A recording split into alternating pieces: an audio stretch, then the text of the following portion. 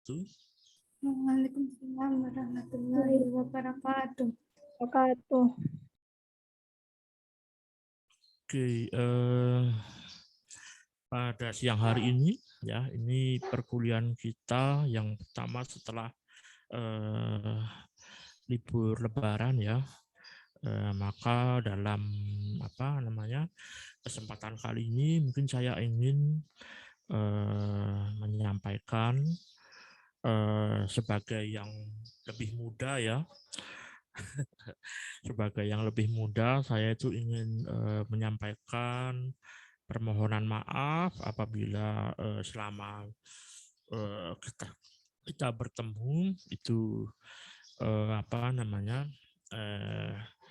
banyak berbuat salah atau banyak berbuat keliru atau ada ucapan-ucapan yang mungkin tidak tidak berkenan, juga ada perilaku saya yang tidak berkenan. Maka pada hari yang fitri ini saya ingin mengucapkan taqabbalallahu minna wa minkum, taqabbal ya karim. Selamat Hari Raya Idul Fitri. Mohon maaf lahir dan batin. Mudah-mudahan puasa kita kemarin di bulan Ramadan bisa diterima oleh Allah Subhanahu wa taala. Diampuni segala dosanya, termasuk juga mungkin saya apabila tadi ya selaku yang lebih muda tadi berbuat salah pada kalian dalam hal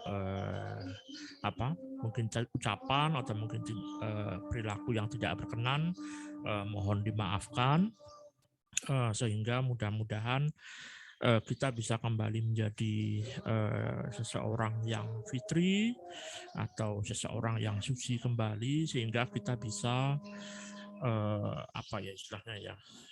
bisa menjadi seseorang yang baru untuk menyongsong ke depannya begitu.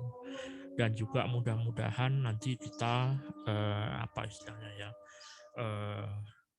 diberi umur yang lebih panjang sehingga kita dapat bertemu Ramadan yang akan datang. Oke, ini baru azan. Oke, sebentar ya, saya dulu. Saya mute dulu sebentar ya. Kita mendengarkan azan sekitar 10 menit. Bentar.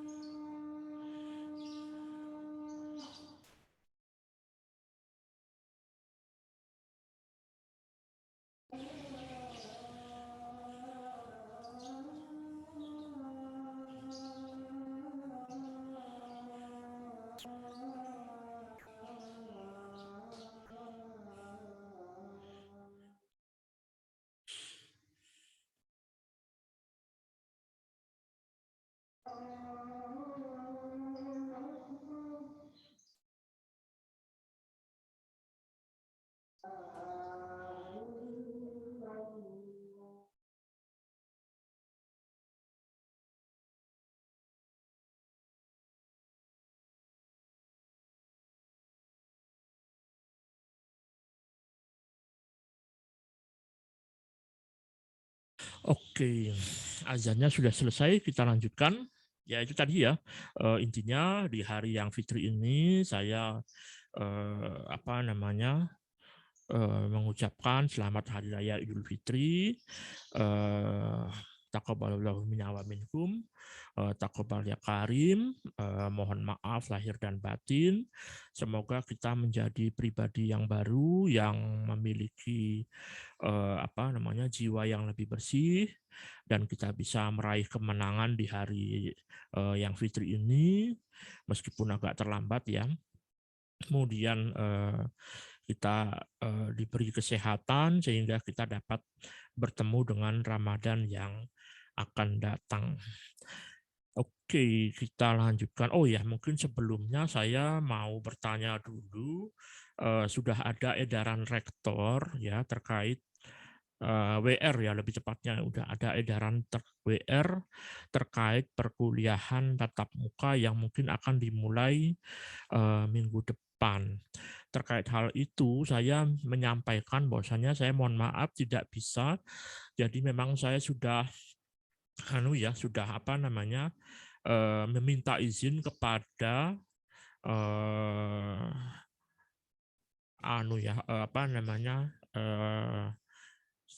sekprodinya ya, sekretaris prodinya, yaitu Pak Agus ya. Saya juga sudah minta izin kepada Pak Kamidinal selaku Kaprodi. Itu saya sudah minta izin supaya untuk yang Pekim, mohon maaf sekali, saya itu tidak bisa melaksanakan pertemuan tatap muka. Itu sejak awal saya sudah meminta seperti itu. Kemudian sehingga meskipun ada edaran rektor tersebut, sepertinya sisa pertemuan kita berikutnya itu tetap akan dilaksanakan secara online begitu ya. Perkara mungkin nanti saya tidak melaksanakannya dari kampus, tapi saya tidak melaksanakan dari rumah, mungkin saya akan melaksanakannya dari kampus. Mohon maaf sekali, saya mungkin tidak bisa maksimal. Saya harap Anda tidak berkeberatan. Tapi kalau terkait edaran itu juga, apakah Anda itu juga sudah pada di kampus atau maksud saya, apakah Anda itu sudah pada di Jogja apa masih di rumah masing-masing untuk yang Pekim ini? Sudah di Jogja, Pak. Oh, udah di Jogja ya, oke. Udah minggu ini sudah mulai pada ada yang PTM. Belum, Mulai Pak. pekan Besok, Pak. Masih di masih online ya. Iya, Pak. Iya, Pak, masih pekan Kalau depan. minggu depan mungkin udah mulai pada masuk kelas atau belum ya? Kemungkinan Rencana. sudah, Pak. Kemungkinan sudah ya. Oh lah ya. Oke, tapi itu tadi ya, mohon maaf mungkin untuk yang Pekim itu saya sudah minta izin, saya tidak bisa bertemu di kampus sehingga mungkin tetap akan online, tapi saya online-nya dari ruang kantor saya begitu. Oke, baik. Pada pertemuan kali ini saya akan mungkin memulainya dengan membahas ini dulu ya, tugas yang saya berikan terkait dengan persen ionik karakter dan juga persen kovalen karakter. Jadi pada dasarnya hampir semua ikatan itu tidak memiliki sifat kovalen sempurna, tapi dia pasti memiliki sifat ionik dan juga memiliki sifat kovalen. Hal itu disebabkan karena adanya elektronegativitas. Ya, elektronegativitas itu bisa dikatakan sebenarnya artinya adalah electronegativity ya. Salah satunya ya, elektronegativitas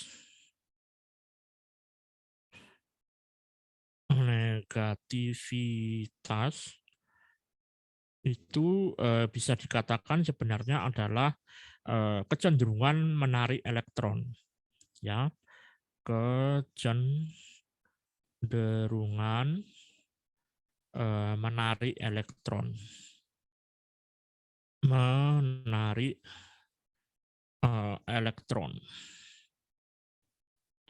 sehingga apabila Anda misalkan menggambarkan HCl, ya, H itu elektronnya 1, kemudian ada Cl elektronnya 7, 1, 2, 3, 4, 5, 67.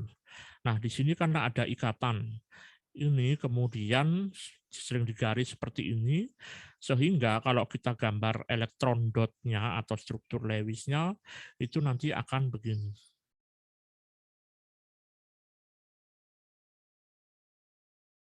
Nah, penggambaran seperti ini sebenarnya kurang tepat ya. Penggambaran seperti ini kurang tepat karena kalau kita lihat di SPU,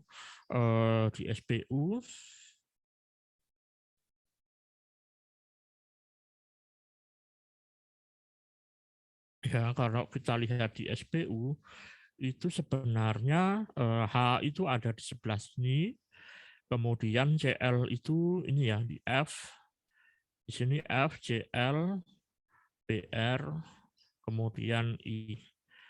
Nah ini ya, jadi hidrogen di sebelah kiri, sementara Cl itu ada di sebelah kanan. Nah ini elektronegativitasnya, kalau kita lihat kemarin sudah belajar SPU, elektronegativitas itu kan seperti ini, arahnya ke atas begini. Nah karena seperti itu, maka Cl itu sebenarnya elektronegativitasnya lebih besar. Karena Cl elektronegativitasnya lebih besar, seharusnya penggambaran seperti ini kurang tepat. Akan lebih tepat kalau kemudian digambarkan elektronnya itu, karena Cl itu elektronegativitas lebih besar, maka Cl itu digambarkan lebih mendekat ke arah, elektronnya itu lebih mendekat ke arah Cl. Meskipun begitu, nanti ada hitungannya ya, ternyata HCl itu dia meskipun dia elektronnya lebih mendekat ke arah Cl, tapi dia tetap memiliki karakter kovalen.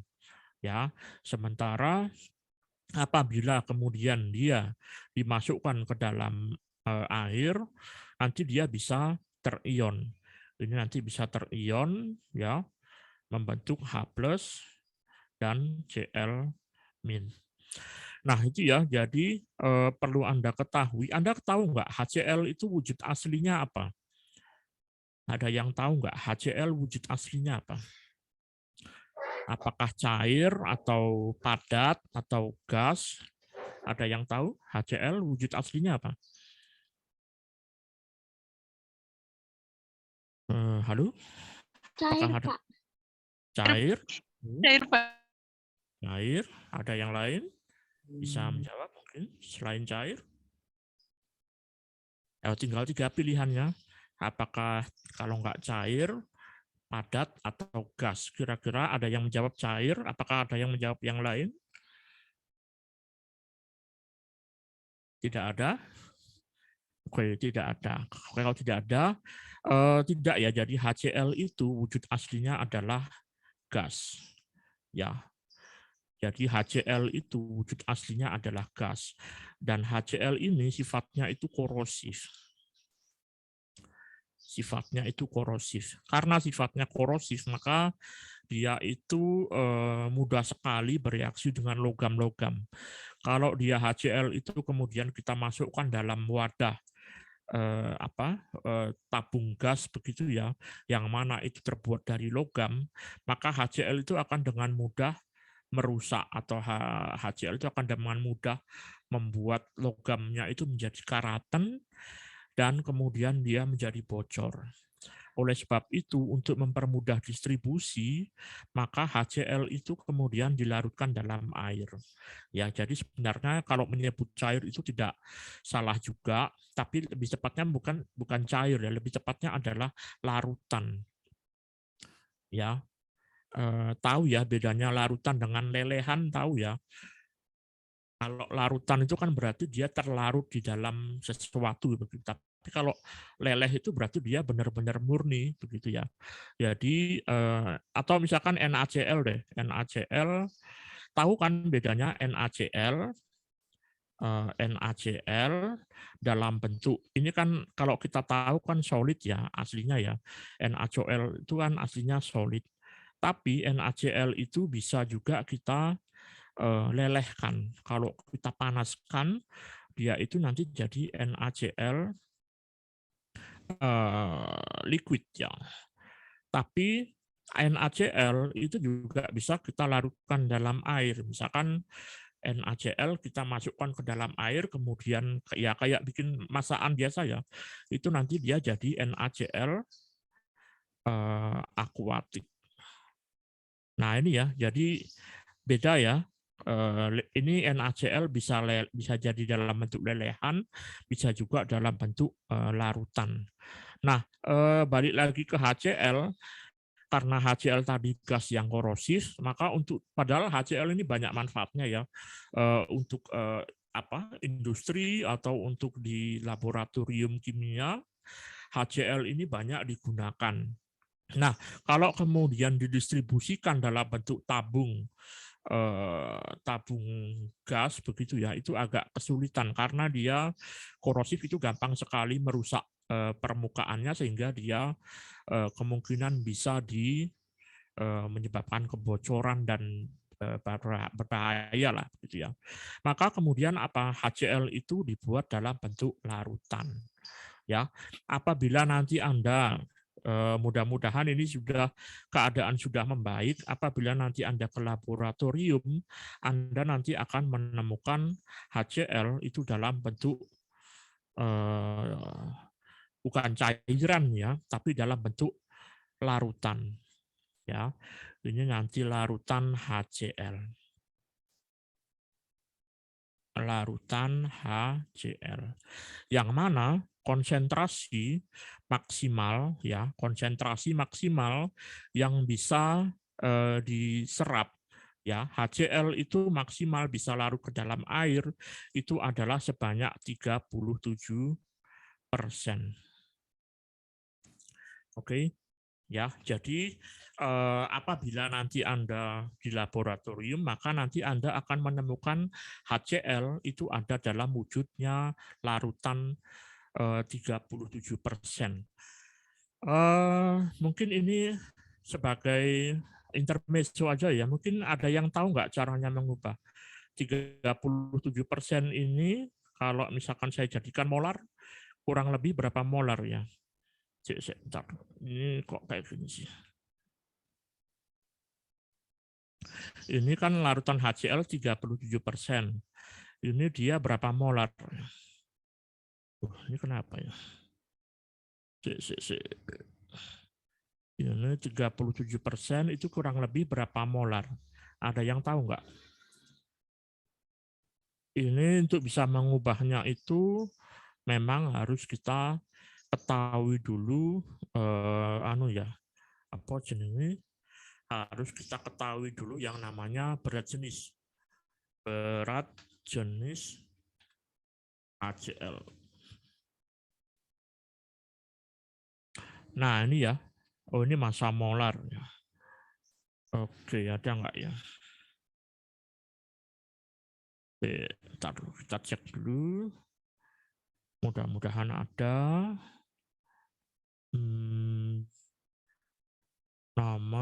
Nomor rumus kimia, massa molar, densitas, nah ini 1,18 gram per sentimeter. Ya, 1,18 gram per sentimeter. Ini konsentrasi ya. Ini konsentrasi C sama dengan sekian. Kemudian satu lagi densitas ya, D itu sama dengan 1,18 apa tadi satuannya? 1,18 gram per sentimeter pangkat 3. Gram per sentimeter pangkat 3. Aduh, ini kenapa lagi? Agak error nih. Sentimeter pangkat 3. Oke. Mungkin ada yang tahu kira-kira berapa itu larutan HCl itu kalau konsentrasinya 37% dengan densitas 1,18 gram per sentimeter atau sentimeter pangkat 3 itu kan sebenarnya jadi sentimeter pangkat 3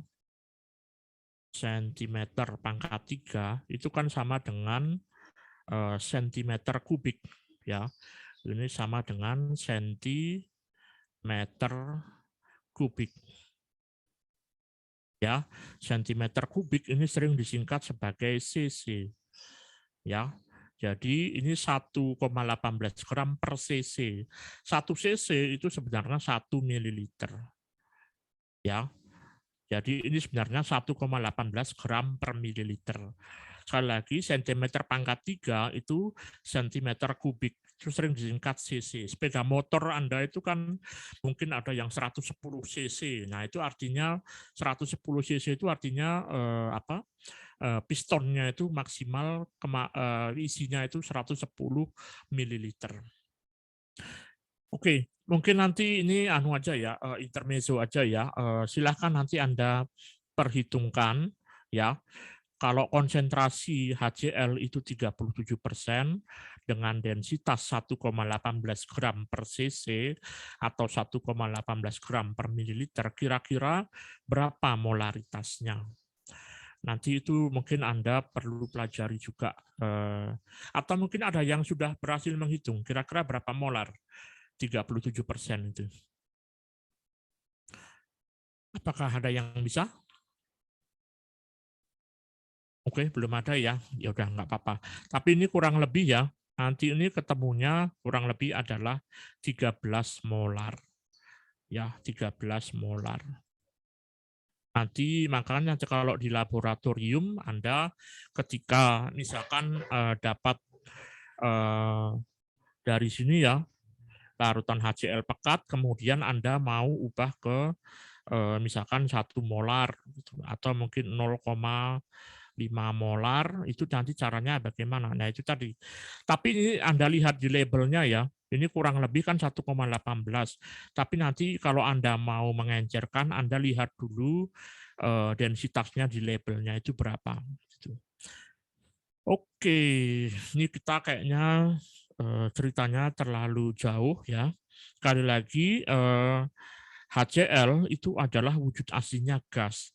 Karena dia korosif, maka karena dia banyak manfaatnya, untuk mendistribusikan akan sulit kalau didistribusikan dalam bentuk di tabung gas. Maka kemudian didistribusikan dalam bentuk larutan. Ya, dia dalam bentuk larutan, maka dengan konsentrasi kurang lebih 37% atau 13 molar. Dengan densitas kurang lebih 1,18. Nanti silakan Anda coba menghitung ya.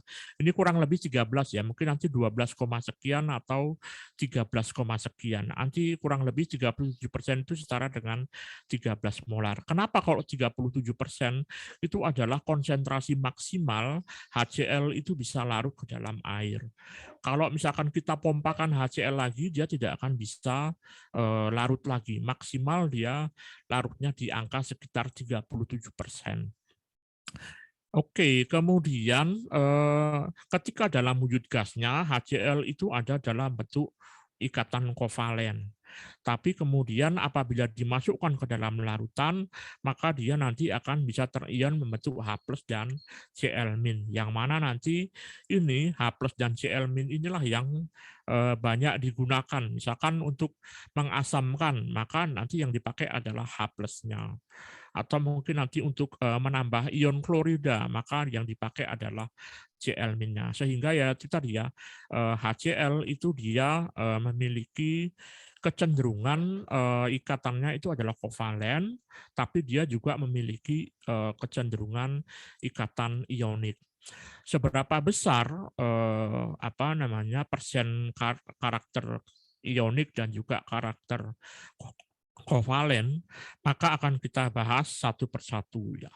Oke, yang pertama ini ya, ada banyak cara ya sebenarnya untuk menentukan persen ionik karakter dan juga persen kovalen, tapi yang paling mudah itu adalah ini dengan menggunakan ionik karakter berdasarkan ini elektronegativitas.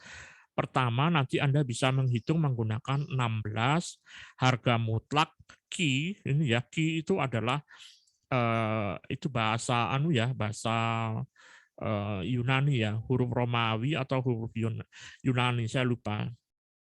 Jadi ini dia bentuknya itu seperti ini seperti X begitu ya.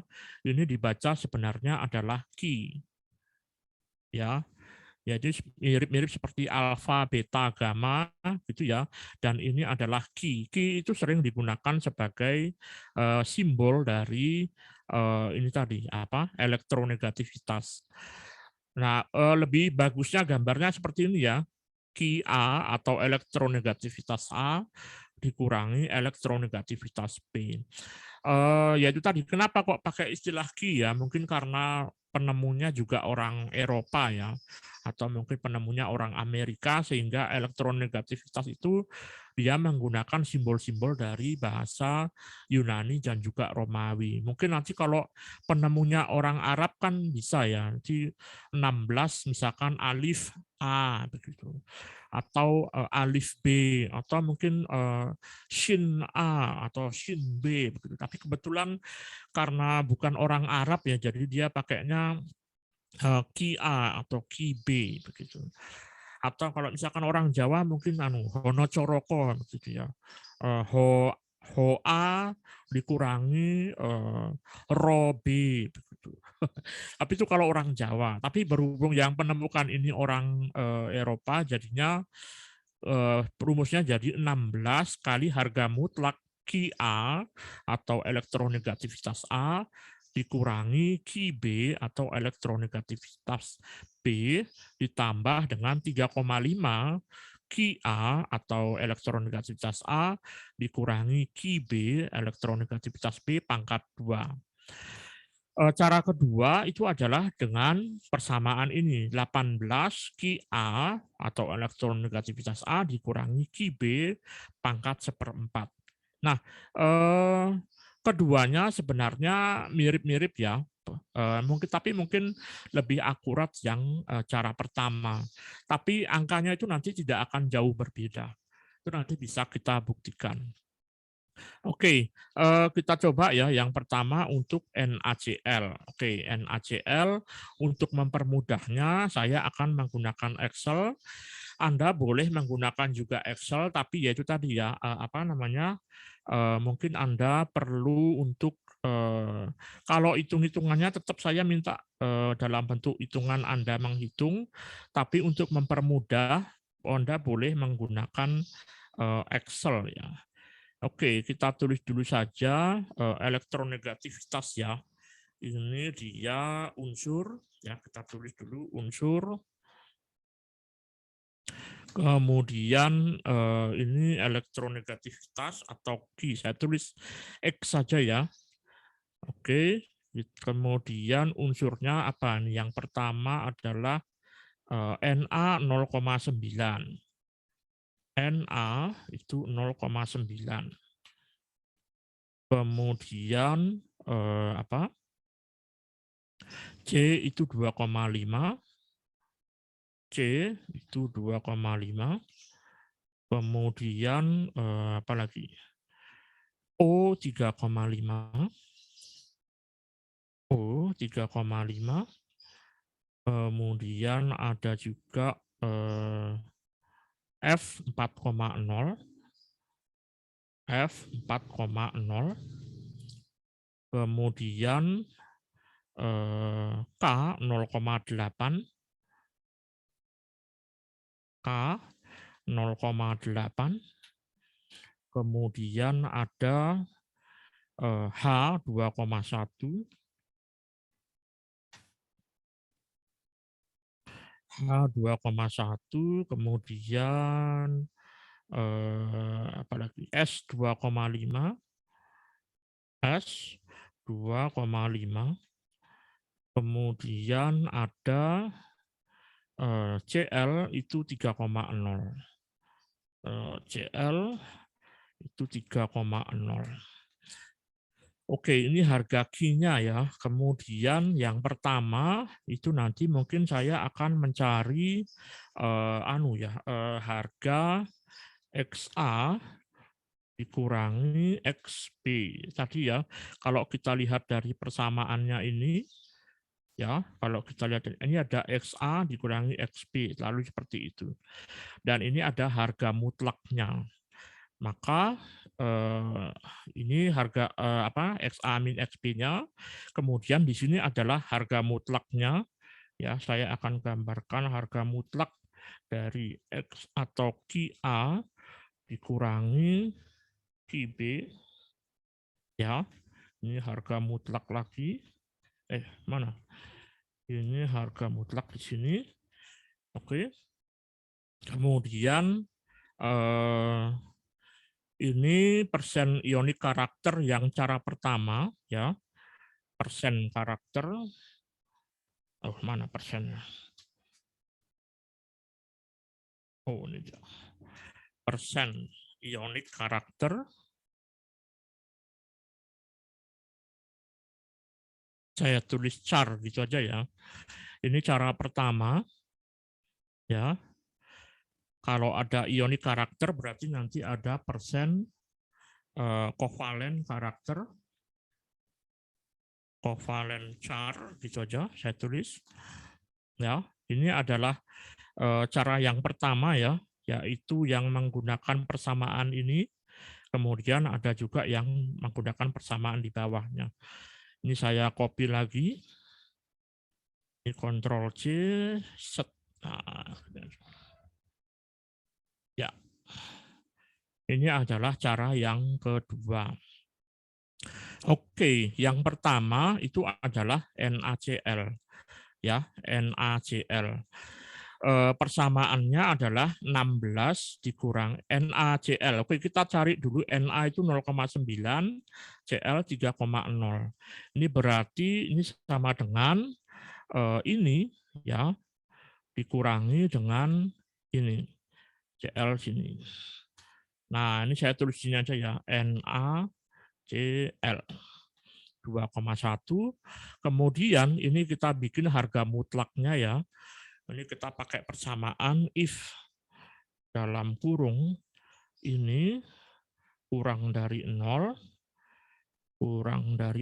maka ini kali min 1 atau sama dengan ini. Ini kita enter. Nah, ini ya. Maka dia apabila dia negatif, dia akan langsung 2,1. Oke, persen ionik karakternya adalah 16 kali XA min XP. Oke, ya, ini sama dengan 16 dikali dengan ini ya. Kemudian mana tadi? Ditambah 3,5 dikali XA min XP pangkat 2. Oke. Ditambah ini segini. Ini saya kurung aja kali ya biar lebih gampang. Ini saya kurung ditambah 3,5 ini dalam kurung 3,5 dikali ini saya dalam kurung aja ya. Dia mau caranya 3,5 kali XA min XP pangkat 2. Oke, berarti dikali ini pangkat 2. Ini ya, ini saya tutup. Nah, ini dia. Oke, ini saya udah benar ya persamaannya ya. Apakah ada yang salah? Ada yang bisa mungkin mau memperbaiki? Ini ya, 16 dikali XA min XP mutlak ditambah 3,5 kali XA min XP kali pangkat 2. Oke, udah ketemu ya. Jadi untuk persamaan pertama NaCl itu persen karakter ioniknya itu ternyata hanya 49,05. Lantas berapa persen karakter kovalennya? Itu berarti 100% dikurangi 49,5, yaitu 50. Jadi sebenarnya NaCl sekalipun sering kita sebut sebagai senyawa ionik, tapi sebenarnya NaCl itu juga masih memiliki sifat kovalen, kurang lebih 50%. Oke, kalau kita pakai cara kedua adalah 18 dikali QA min QB pangkat 1,4. Oke, ini berarti sama dengan berapa tadi? 18 ya. Ini berarti sama dengan 18 dikali dalam kurung mana tadi? Dalam kurung QA min QB pangkat berapa tadi? Pangkat 1,4. Oke, ini saya tutup. Set. Nah, kalau ini dia angkanya malah 50,86. Tapi kalau ini 49,035. Mirip-mirip ya.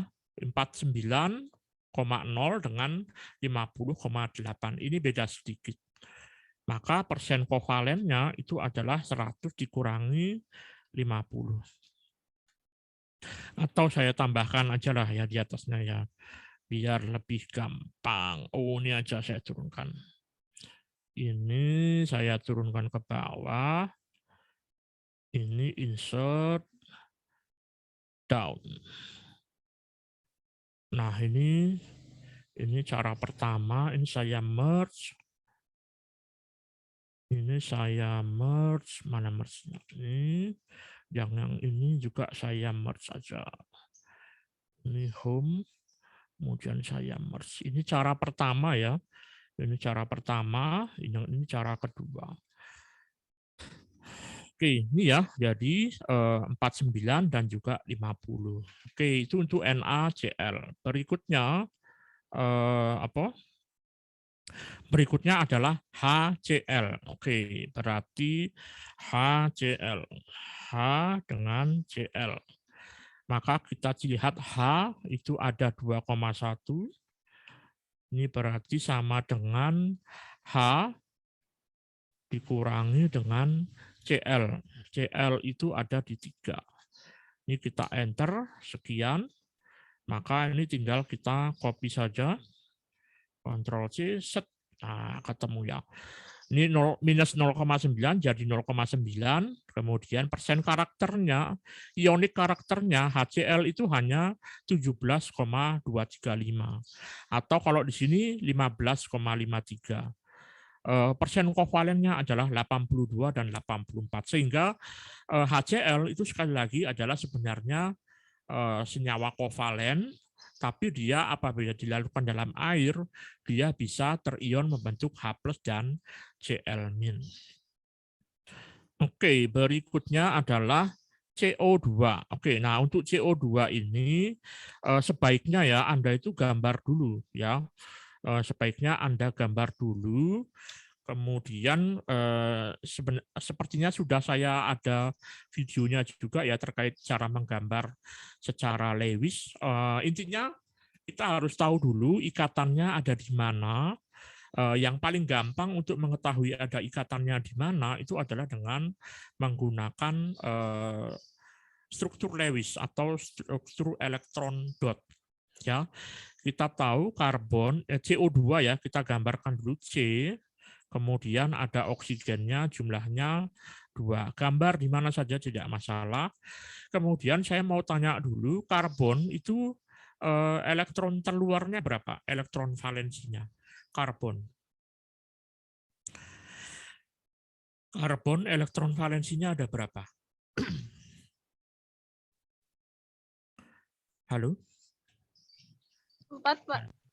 4. Oke ya. Jadi karbon itu elektron valensinya ada 4, maka kita gambarkan ada 4. Untuk oksigen itu elektron valensinya ada berapa? Oksigen berapa? Ada yang tahu? 6 bukan, Pak? 6. Oke, 1, 2, 3, 4, 5, 6. Ini juga sama. 1, 2, 3, 4, 5, 6.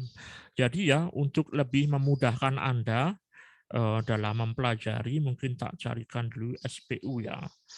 Ini SPU periodic table. Periodic table. Oh ya benar.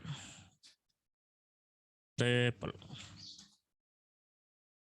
Nah, ini ya. Untuk lebih mudah dalam mempelajari, perlu Anda ketahui bahwasanya untuk golongan utama, hanya untuk golongan utama ya. Golongan utama itu ada di sini 1, 2, kemudian 3, 4, 5, 6, 7, 8. Untuk golongan utama, golongan itu menunjukkan elektron. Jadi misalkan Li itu ada di golongan pertama, maka dia elektron valensinya 1. Ca itu ada di golongan 2, maka elektron valensinya 2. Karbon itu ada di golongan 4. Ini ya, misalnya 1, 2, 3, 4. 4A ya. Maka dia karbon itu elektron keluarnya juga 4. S ini ada di golongan 6, maka dia elektron keluarnya 6. F itu ada di golongan 7, elektron keluarnya juga 7. Ya, itu jadi Anda untuk mudah dalam mengingatnya, oksigen ada golongan 6A, maka dia elektron keluarnya 6. Karbon elektron keluarnya 4 karena dia ada di golongan 4. Oke, ada yang belum berpasangan, maka kita pasangkan seret. Seret, yang ini seret, seret. Nah, ini kan gambar yang jeleknya, maka kemudian kita perbaiki C, set, set, O, set, set, O, cek, cek, cek, cek, cek, cek. Jangan lupa ya, jadi untuk apabila nanti saya minta untuk menggambar struktur atau struktur Lewis, itu jangan lupa Anda menggambar titik-titiknya ini, karena struktur Lewis itu adalah mendasarkan pada yang namanya elektron dot atau titik-titik elektron. Nah, dari sini kita bisa melihat ikatannya adalah antara C dengan O, C dengan O. Maka nanti meskipun ada 2, sebenarnya Anda cukup melihat satu saja. Ya, Anda cukup melihat satu saja karena ini C dengan O dengan C dengan O ini sama. Ya, oleh sebab itu untuk CO2 itu Anda cara menghitungnya adalah C dengan O. Ini C dengan O. Nah, gini ya, atau ini juga saya perbaiki ya. Ini H dengan Cl, ini Na dengan Cl. Oke, kita lihat C dengan O, maka ini sama dengan C itu 2,5 kurangi O itu ada 3,5. Maka dia ini segini, kita kopas. Ini kita kopas. Maka ketemu CO itu ionik karakternya 19,5. Sementara kovalen karakternya 80,5. Ya kurang lebih sekitar itu ya. Tapi memang karena CO itu tadi ya ikatan kovalennya itu ada 2 ya, atau dia istilahnya memiliki ikatan rangkap, maka berbeda dengan HCl ya. Mana tadi HCl yang dia ikatannya cuma 1, maka dia bisa terion, tapi kalau CO2 Anda masukkan ke dalam air itu tidak akan terion membentuk C plus dan O-. Tapi dia juga bisa membentuk ion. Ada yang tahu nggak? Kalau misalkan CO2 dimasukkan ke dalam air, dia nanti akan membentuk ion apa? Ada yang tahu nggak? Ini tuh sering disampaikan di cerita-cerita atau di WhatsApp broadcast begitu ya, atau grup-grup broadcast gitu. Katanya kalau Anda itu meniup makanan itu nanti bisa membentuk senyawa apa begitu. Ada yang tahu nggak? Kalau CO2 tambah air itu jadinya apa? CO2 plus air. Ada yang tahu nggak? CO2 ditambah H2O. Ini jadinya apa?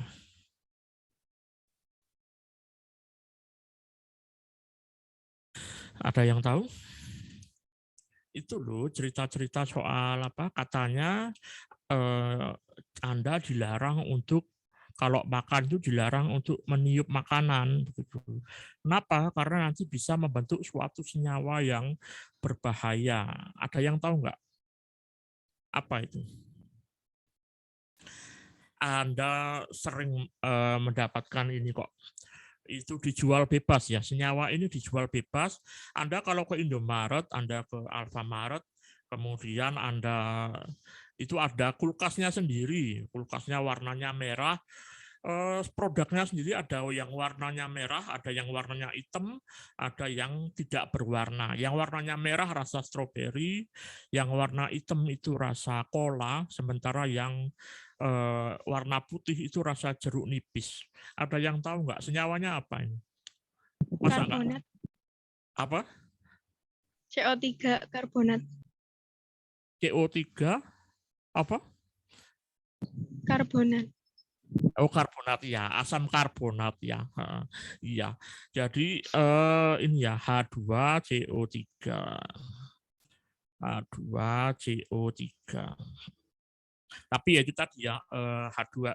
Jadi CO2 itu ketika bereaksi apabila gas CO2 itu kita pompakan ke dalam air, maka CO2 itu tidak akan terion membentuk C dan O karena dia punya ini tadi apa namanya ikatan kovalen rangkap. Beda dengan HCl, ketika dimasukkan ke dalam air dia terion membentuk H+ dan Cl-. Karena tadi meskipun dia punya sifat kovalen tapi ya itu tadi mudah terion begitu. Kalau CO2 dimasukkan ke dalam air dia membentuk ini. Tapi itu tadi ya, ini tuh ada syaratnya. Ya, ini ada syaratnya.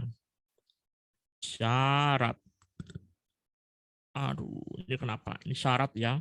Harus ada syaratnya. Syaratnya apa? Syaratnya adalah P itu tinggi dan T itu rendah. Ya, tekanannya harus tinggi dan temperaturnya itu harus rendah.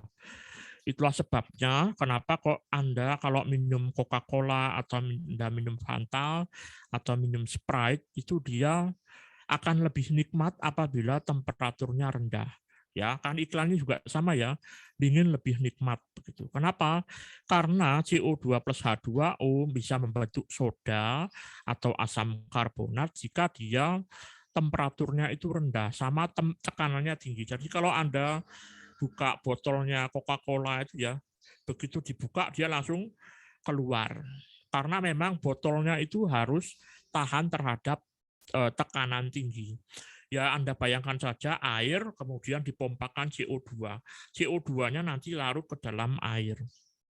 Sehingga tekanannya tinggi. Apabila dibuka, gasnya langsung keluar. Gas yang keluar gelembung-gelembung itu apa? Itu adalah CO2. Ya, itu adalah CO2. Nah, CO2 itu kemudian sekali lagi ini hanya bisa apabila tekanannya tinggi sama satu lagi temperaturnya rendah. Coca-Cola apabila Coca-Colanya itu dimasukkan dalam kulkas dengan Coca-Cola yang tidak dimasukkan dalam kulkas, Anda icipi rasanya itu akan lebih enak yang lebih enak jika Coca-Colanya itu dimasukkan dalam kulkas. Kenapa? Karena ini tadi kesetimbangannya akan bergeser ke kanan. Asam karbonatnya lebih banyak sehingga dia rasanya lebih enak. Kalau Coca-Cola Anda taruh di tempat yang panas, itu nanti dia terbentuknya cenderungnya ini CO2 dan H2O. Ya kayak minum air manis gitu aja ya.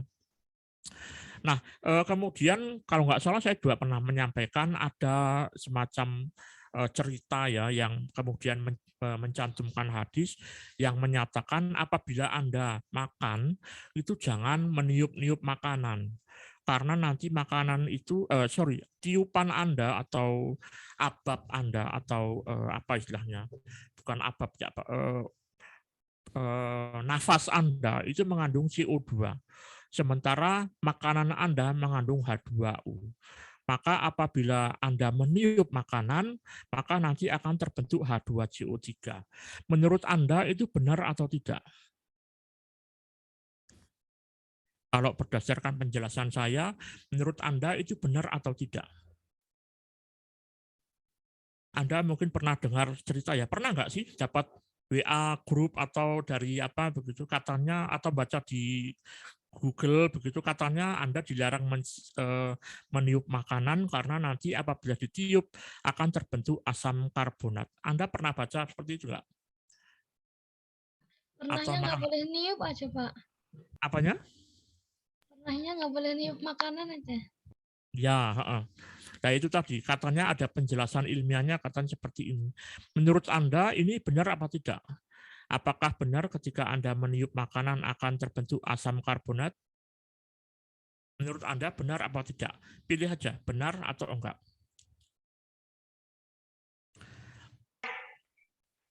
Halo?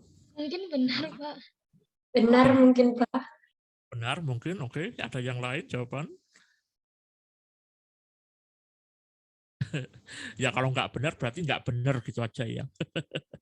Oke, jawabannya adalah sebenarnya itu tidak benar ya, tidak benar. Sekali lagi ini pembentukan H2CO3 ini ada syaratnya. Pertama, tekanannya harus tinggi, kemudian yang kedua temperaturnya harus rendah supaya dia bisa membentuk H2CO3.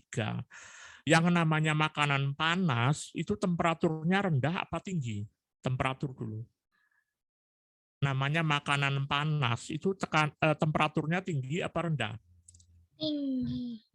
Tinggi ya. Jadi makanan panas itu temperaturnya tinggi, maka syaratnya ini enggak terpenuhi. Kemudian tekanannya harus tinggi, tekanannya harus pada tekanan di atas 1 atmosfer. Nah, padahal kalau kita makan kan nggak mungkin di ruangan yang bertekanan tinggi kan, kita makannya pasti di tempat yang biasa, itu 1 atm. Maka sebenarnya kalau Anda itu meniup begitu saja ya, ini makanan panas, Anda tiup, itu CO2-nya itu belum nyampe makanan udah terbang ke atas duluan. Sehingga H2CO3 itu tidak mungkin terbentuk.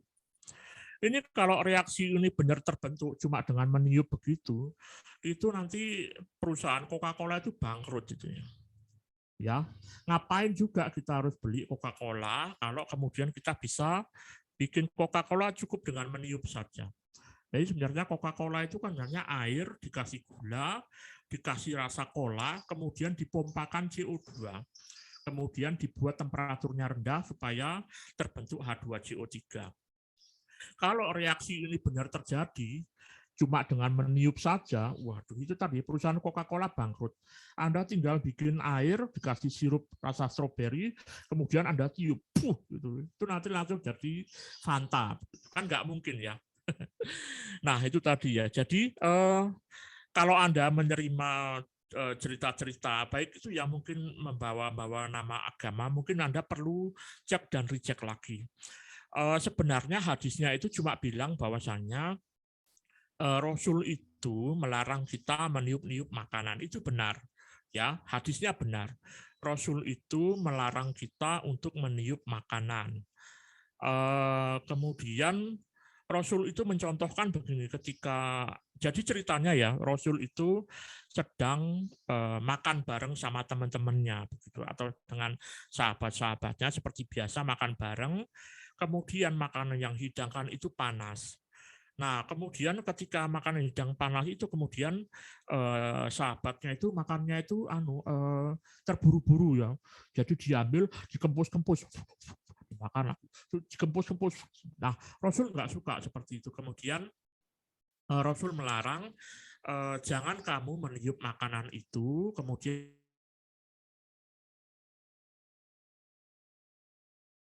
ya dari sisi luar, kemudian yang lebih dingin sehingga nggak perlu ditiup-tiup langsung dimakan. Itu hadisnya seperti itu. Nggak pernah ada ceritanya, hei kamu jangan meniup-niup makanan karena nanti CO2 akan bereaksi dengan H2O. Enggak. Rasul nggak pernah bilang begitu. Ya, Rasul itu hanya melarang kita meniup, terus kemudian dia mencontohkan dengan mengambil makanan dari bagian yang paling luar.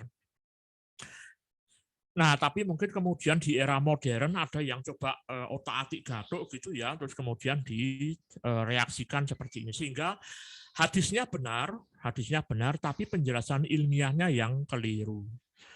Itu ya. Oke, paham ya? Ada pertanyaan nggak sampai sini kira-kira? Sekali lagi hadisnya benar, yang keliru adalah penjelasan ilmiahnya. Oke, gitu ya. Ya, Pak. Untuk Ya, CO, Pak.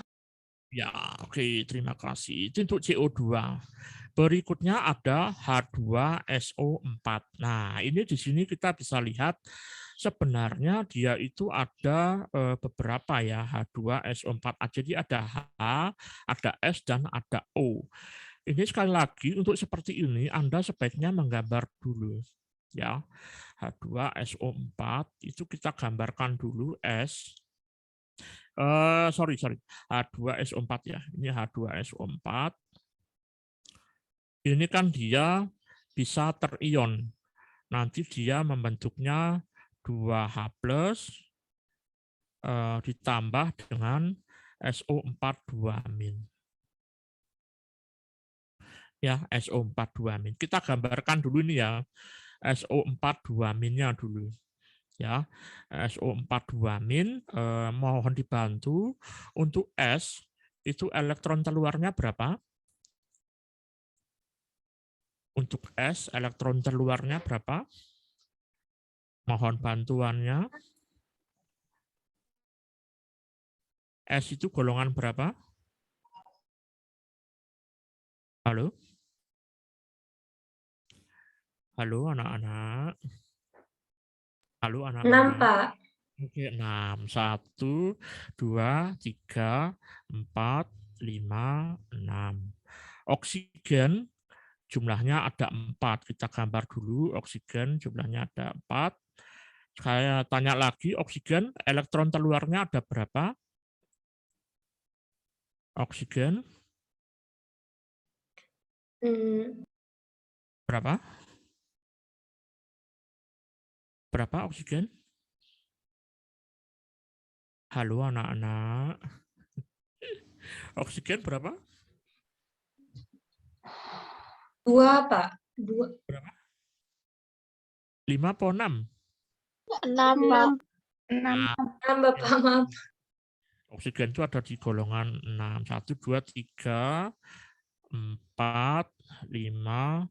Oh, ini sudah digambar 6. Ini juga sama. 1, 2, 3, 4, 5, 6.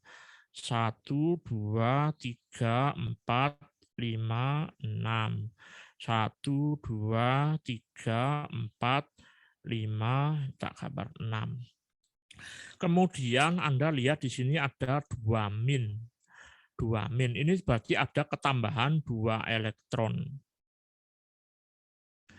Kalau ada ketambahan 2 elektron, kira-kira elektron itu lebih suka nempel ke S atau nempel ke O? Oh, Pak. Ke O, alasannya? Benar, ke O. Alasannya mungkin bisa ditambahkan. Alasannya ke O kenapa? Halo? Apakah ada yang tahu? Ini tadi ya, kalau kita lihat elektronegativitas itu kan dari kiri ke arah pojok kanan atas, ya. Yang paling kiri itu adalah kiri bawah itu yang paling rendah, kanan atas itu yang paling tinggi. Kalau kita lihat antara O dengan S, O itu lebih di atas dibandingkan dengan S. Maka seharusnya O itu dia lebih elektronegatif. Ya, karena dia lebih elektronegatif, maka elektron itu, sekali lagi elektronegativitas adalah kecenderungan untuk menarik elektron. Maka elektron itu akan lebih suka nempel ke O. Maka ini saya tempel 1, sini saya tempel 1. Oke, sekarang ada yang belum berpasangan. Ini saya pasangkan 1 ke sini. Yang ini saya pasangkan 1 ke sini. Kemudian ini tadi 6 ya, 1, 2, 3, 4, 5, 6. Oke, ini ada titik ya sebenarnya di sini ya. Maka ini saya pasangkan 1 ke sini. Ini saya pasangkan 1 ke sini. Ini saya pasangkan 1 ke sini. Yang ini saya pasangkan ke sini. Yang ini saya pasangkan ke sini. Ini gambar jeleknya seperti ini, kita perbaiki, maka dia S, ini ya S, kemudian dia di sini 2, di sini 2, ikatan rangkap O, ini titiknya ada 4, 1, 2, 3, 4, O, ini juga 1, 2, 3, 4, sementara yang ini rangkap 1, ya, ini rangkap 1, ini adalah O, kemudian di sini O, tapi di sini elektronnya ada 6. 1, 2, 3, 4, 5, 6, 1, 2, 3, 4, 5, 6. Ini adalah SO4 2-. Ini muatannya adalah 2-.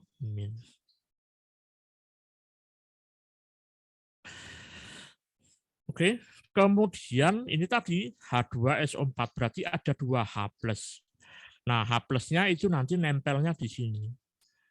Ya, H plusnya satu nempel di sini, yang satunya lagi nempel di sini. Yang ikatannya tunggal, bukan yang ikatannya rangkap. Karena di sini dia kan ketambahan 1 elektron. Akibatnya sini muatannya -1, ini -1. -1 tambah -1 sama dengan 2-. Matematika itu mudah dan menyenangkan, bukan? Bukan. Bukan, Pak. Oke, jadi ini ya. Jadi untuk H2SO4 itu ada 2 kemungkinan. Anda lihat dulu S dengan O dan O dengan H. Ya, untuk H2SO4 Anda cari persen ionik karakternya untuk S dan O dengan H. SO untuk yang rangkap dengan SO dengan tunggal itu pada dasarnya sama. Oke, kita langsung hitung saja. S dengan O dulu ya. S dengan O. Oops, sorry. S dengan O. Maka XA kurangi XB-nya ini sama dengan S itu ada di sini, kemudian O-nya itu ada di sini. Ya, ini dia -1, kita tinggal kopikan. Ya, ternyata untuk S dengan O itu yang paling besar adalah sifatnya ikatan kovalen. Ikatan ioniknya dia hanya 19,5. Berikutnya Anda cari O dengan H. Ya, O dengan H itu sama dengan O dengan H. Ini dikurangi H. A itu ada di sini. Oke, ini dia segini. Ya, kita kopas. Ya, nah O dengan H itu ternyata kovalen karakternya itu 70 dan ionik karakternya adalah 29 ya. Apa namanya? Persen ionik karakternya 29 atau 28, kovalen karakternya itu adalah 70.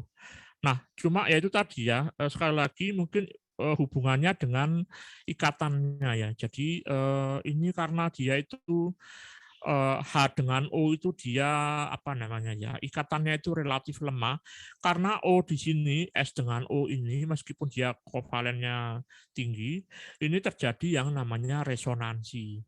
Ya, ini nanti elektronnya bisa pindah ke sini, kemudian yang sini nanti bisa naik ke sini dan seterusnya. Akibatnya S dengan O ini agak sulit untuk terion. Yang paling mudah adalah jika kemudian antara H dengan O. Ya, makanya kalau H2SO4 dimasukkan ke dalam air, kecenderungannya yang lepas dulu adalah yang H plus-nya, bukan SO4-nya. Itu ya. Karena memang kalau kita lihat juga secara persen karakter ioniknya dan juga kovalen karakternya, ionik karakter dari O dengan H itu lebih besar dibandingkan ionik karakter S dengan O. Ya, sehingga dengan ikatan yang sama-sama satu misalkan ya, maka karena ionik karakter dari OH itu lebih besar, maka kecenderungannya kalau H2SO4 itu yang terion itu adalah H plus-nya, bukan SO-nya begitu ya. Oke, itu dia apabila H2SO4. Oke, berikutnya SO3. Kalau SO3 saya rasa tidak terlalu masalah ya.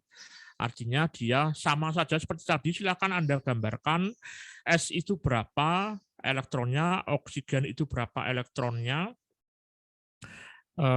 Atau kita gambarkan aja lah ya, nggak apa-apa ya. SO3. Ini ada S, kemudian ada oksigen, jumlahnya 3. Oke. S tadi elektron terluarnya berapa? S elektron terluarnya? 6, Pak. 6. 1, 2, 3, 4, 5, 6. Oksigen juga elektron terluarnya berapa? 6. 6. 1, 2, 3, 4, 5, 6. 1, 2, 3, 4, 5, 6. 1, 2, 3, 4, 5, 6. Karena ini tidak ada 2 minnya ya, SO3 berarti tidak ada tambahan elektron. Maka tinggal kita pasang-pasangkan saja. Ini kita pasangkan ke sini 1, ini kita pasangkan ke sini 1, ini kita pasangkan ke sini 1, ini kita pasangkan ke sini 1, ini pasangkan ke sini 1, ini kita pasangkan ke sini 1. Ini gambar jeleknya, gambar bagusnya kurang lebih seperti ini. Ini O, kemudian ini O, kemudian ini juga O. Ini dia 2, 2, 2, 2, dan ini juga 2. Nah, seperti ini ya. Tapi ini tadi SO3 ini kemudian tidak kemudian bentuknya seperti ini. Artinya dia nanti ada yang bisa mengalami yang namanya bisa mengalami yang namanya proses resonansi. Nah, kalau kita balik lagi di sini cuma ada S dan O, maka kemudian ya tinggal kita masukkan saja. Ini kurang lebih sama ya. S dan O kita kopas aja. Ini S dan O kita copy, kita taruh sini. Set. Ya, kok beda? S dan O. Oke, ini S-nya itu ini ya. Ini sama dengan S-nya itu 2,5. Kemudian dikurangi O, 3,5. Nah, ini dia. Oke, berikutnya. Mungkin satu lagi ya. Sebelum saya cukupkan sekian. Mungkin yang agak sukar ya, mungkin C2H6. Nah, C2H6. C2H6. Itu tinggal kita gambarkan saja C, kemudian di sini ada C, kemudian ada H, silakan Anda gambarkan di mana saja. C2H6.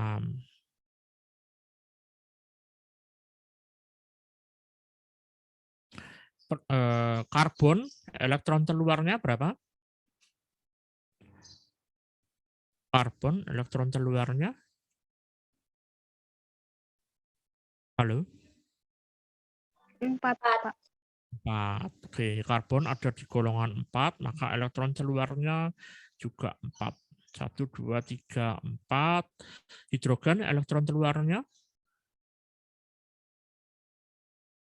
Hidrogen elektron terluarnya berapa? 1. 1.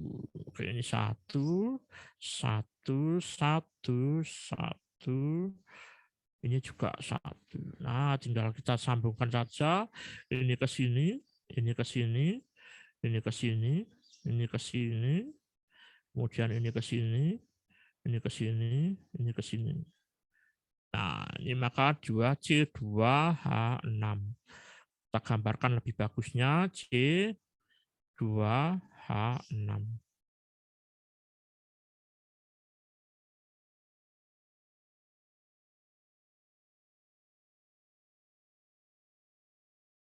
Ini dia C2H6. Nah, dari sini kita bisa tahu ikatannya ada antara C dengan C dan ikatan dengan C dengan H. Maka kemudian kita tulis dulu C dengan C. Ya, ini sama dengan C itu 2,5 dikurangi 2,5 set. Nah, ini sama dengan 0. Nah, ini berarti set. Ya. Nah, persen kovalen karakter itu bisa 100% apabila dia itu sama-sama berikatan sesama unsurnya. Ya. Jadi misalkan C dengan C, S dengan S, O dengan O, mungkin Cl dengan Cl, Cl2 begitu ya. Terus apa lagi yang sering ya? Yaitu ya, apabila dia itu unsurnya sama, maka dia persen karakternya adalah 100%, kovalen karakternya.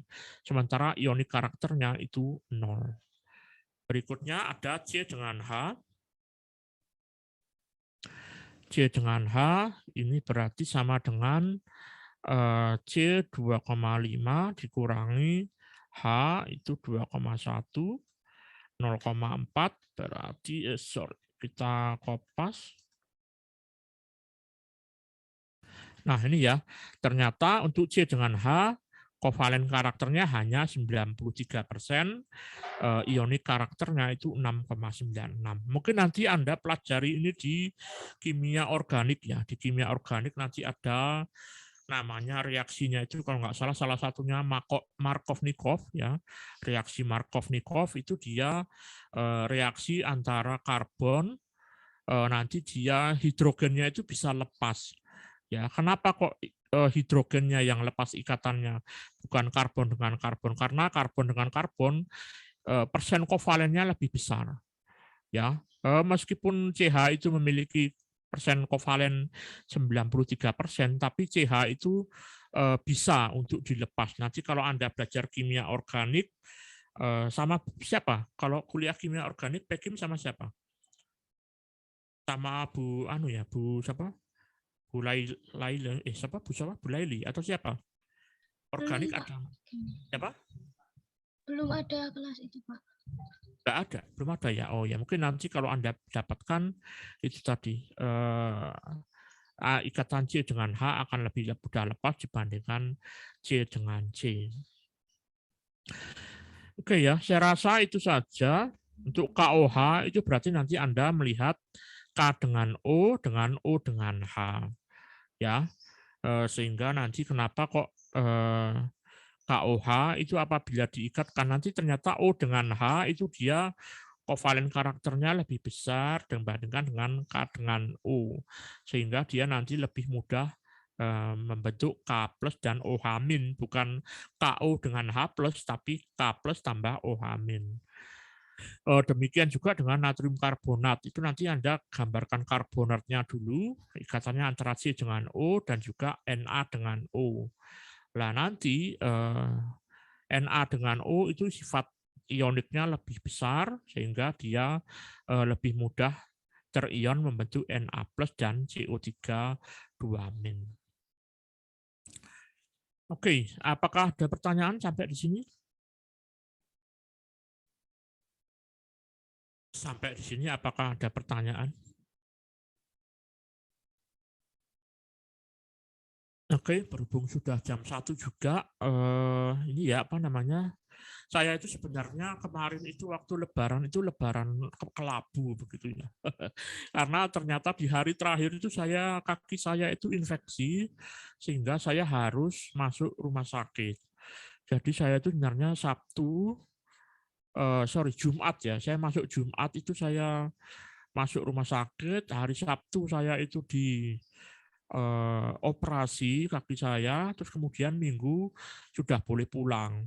Nah ini saya sekarang sedang masa pemulihan sehingga mungkin saya kuliahnya saya cukupkan sampai sini saja, sampai jam 1.